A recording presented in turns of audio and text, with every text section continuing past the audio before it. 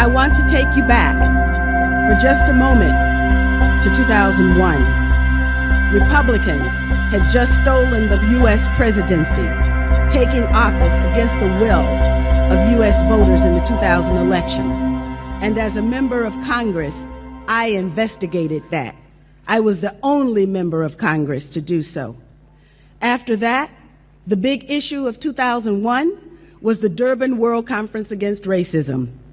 I headed the Congressional Black Caucus Task Force and went head-to-head and toe-to-toe with the pro-Israel lobby that was determined to have the U.S. boycott the conference so that Zionists wouldn't have to defend their practices against the Palestinians. So they did everything in their considerable power to win the argument. But it was such a bad argument. And I was just as determined to have the U.S. participate in the conference. And so they lost. And I went to Durban, and I took 5 members of the Congressional Black Caucus there with me. I had commissioned an investigation into murders of members of the Black Panther Party that had occurred as a result of a U.S. government program that targeted individuals because of their political beliefs.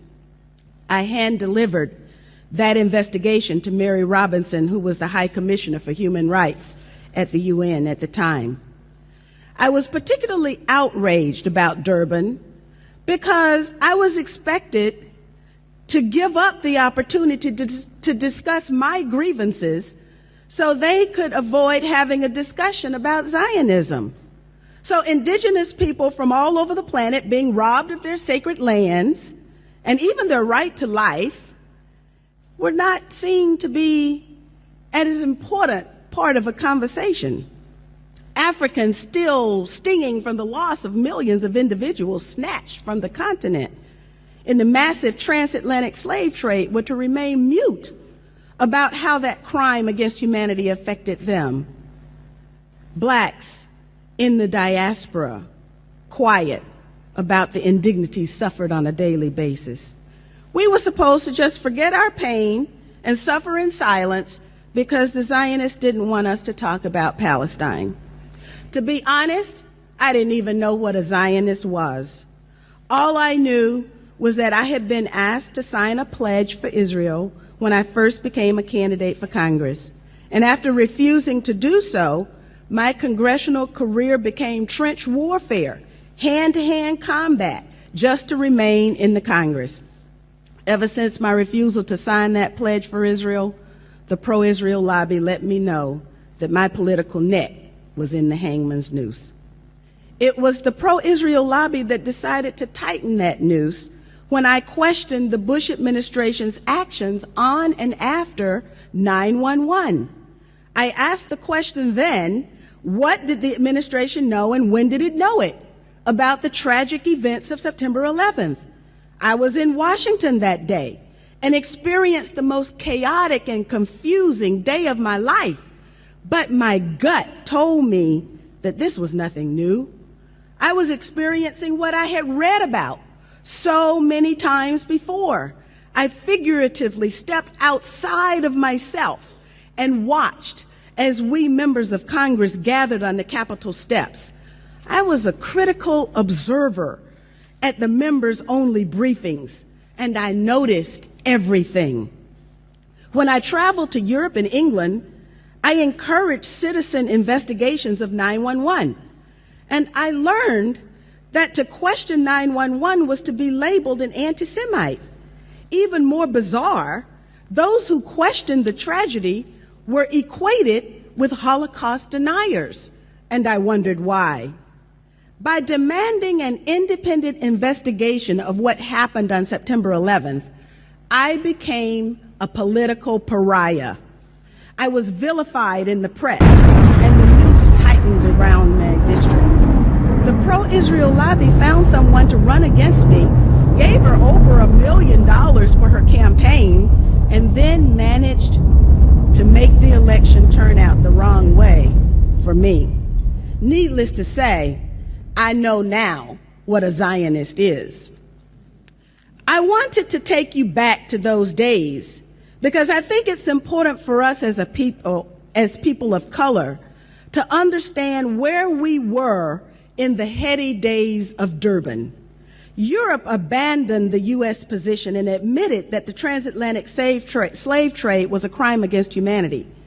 I met indigenous people from Latin America, from Peru, Ecuador, Black people from Brazil and Colombia, First Nations people from all over North America, and we were making our way together. And then, on the morning of September 11, 2001, the World Trade Center towers came falling down.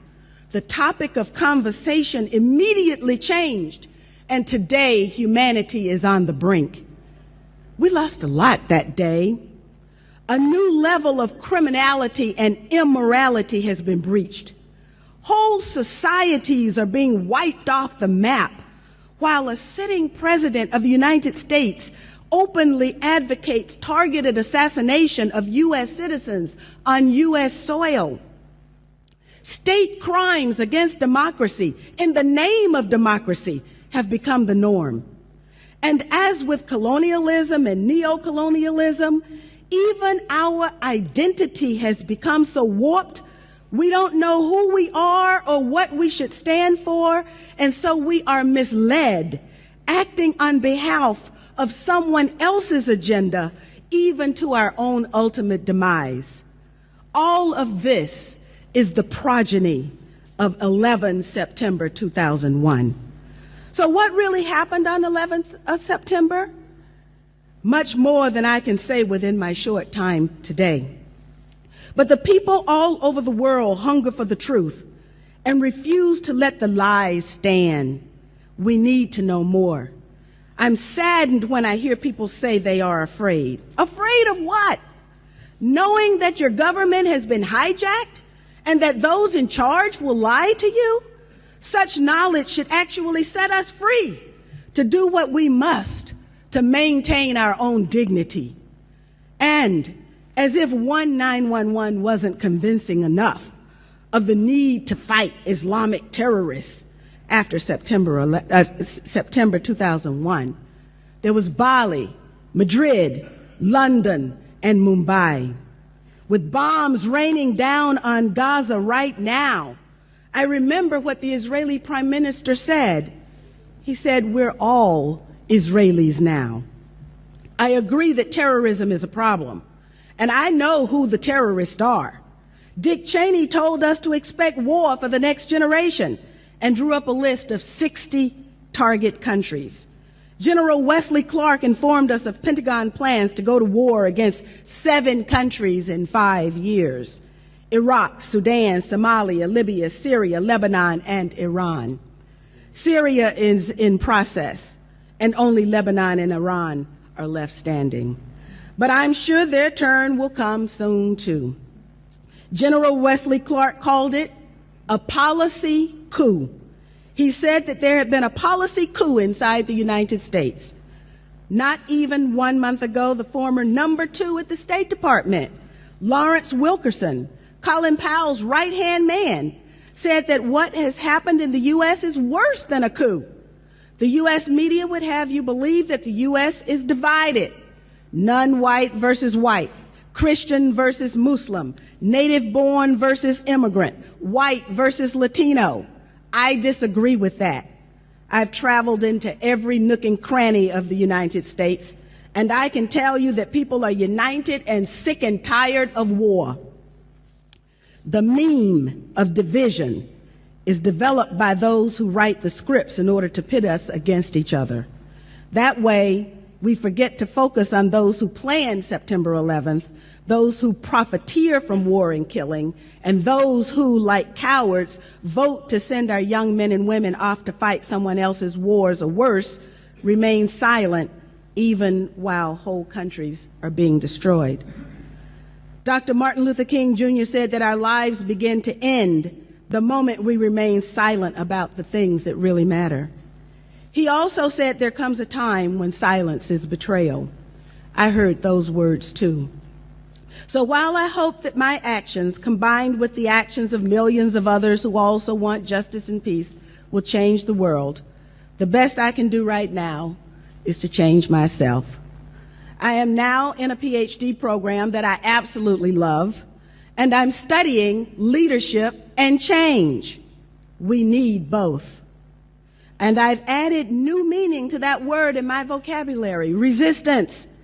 I wake up every morning and I ask myself, what can I do to resist war and injustice today?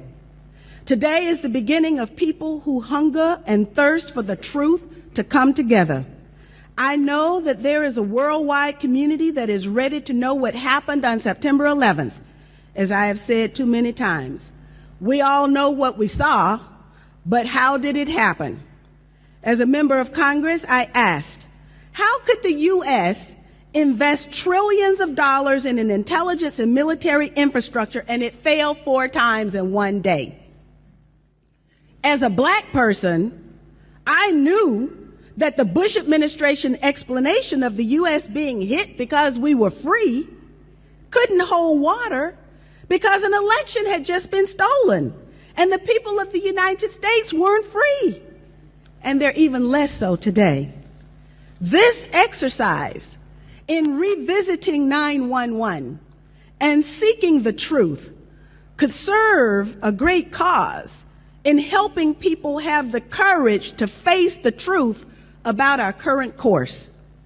This mere informational exercise with resolve could result in a concrete end to impunity. Finally, 2 thoughts. 1, we need people with a moral compass in public office today. We need people willing to resist injustice and war in public office. Members of the Bush administration committed crimes against the American people, as well as international crimes, some of which have no statute of limitations. That continues under President Obama. The only way we can arrest this lawlessness is to hold them to account, not just in people's tribunals, which have their place, but also in courtrooms around the world. The last thing I want to mention is about stand-down orders. Pay very close attention to what is happening in the U.S. around Benghazi Gate, as it is being called. A U.S. ambassador and 3 security agents are dead because someone reportedly issued a stand-down order 3 times. At least 1 general has been fired reportedly because he ignored the stand-down order and went to the rescue. As we revisit Secretary of Transportation Minetta's 911 testimony, the issue of a stand-down order arises. If a stand-down order was given to allow events to transpire in Benghazi, might that be relevant in a different setting? In short, we must never again allow this level of criminality in those who have positional authority over us. Never again. Now, with the chairman's indulgence, I have a short video that I'd like to show on how I practice my own resistance. Imagine the U.S. Imagine Israel-Palestine. Imagine Libya, Somalia, Yemen, and Pakistan. Imagine China and Russia. Imagine Latin America imagine Malaysia if we had average, ordinary Americans with morality and compassion making U.S. foreign policy. Incredibly, just in the last few days, 535 members of Congress unanimously voted to support Israel's Operation Pillar of Cloud. And I'll conclude with this. Bobby Kennedy, who almost became President of the United States, but assassin's bullets cut him down instead, said, "Some men see things as they are and say, why? I dream things that never were and say, why not?"